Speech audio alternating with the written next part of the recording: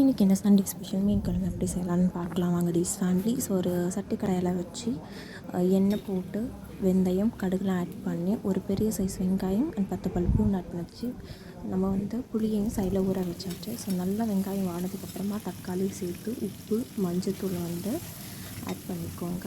நான் எப்பவுமே தக்காளி வெங்காயம் போட்டோன்னே உப்பு போட்டுருவேன், நல்லா சீக்கிரமாக இதுவாகுங்க.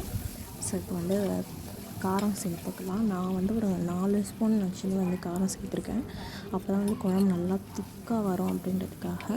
ஸோ ஊற வச்ச புளியை கரைச்சி நம்ம ஊற்றிக்கலாம். எப்பயுமே மீன் குழம்புக்கு எவ்வளோ தண்ணி வேணுமோ அதை புளி கரைச்சிலே தான் நீங்கள் சேர்த்துக்கணும். தனியாக ஆட் பண்ணிங்க அது டேஸ்ட் கொடுக்காது.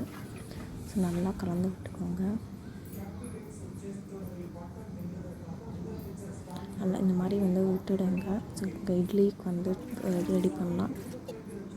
ஸோ எப்பயுமே தண்ணி கொதிச்சதுக்கப்புறமா இட்லி வச்சிங்கன்னா நல்லா சாஃப்டாக நல்லா வெந்து வரும். எப்படி தட்டுலேயும் நல்லா எண்ணெய் தடவி இந்த மாதிரி ஒரு கன்சிஸ்டன்சியில் இட்லி விட்டிங்கன்னா சூப்பராக வரும்.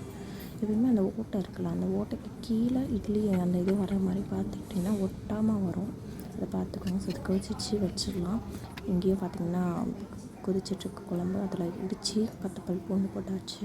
அப்படியே மீனை கழுவி எடுத்துகிட்டு வந்துடலாம். எங்கள் அம்மா தான் ஆக்சுவலி வாஷ் பண்ணாங்க, எனக்கு வாஷ் பண்ண தெரியாது. 4-5 தடவை போட்டு வாஷ் பண்ணிகிட்டே இருப்பாங்க, இப்போ தான் சுத்தமாக இருக்கும் அப்படின்னு. ஸோ நல்லா கழுவி எடுத்துக்கோங்க, அப்போ தான் சுத்தமாக இருக்கும்.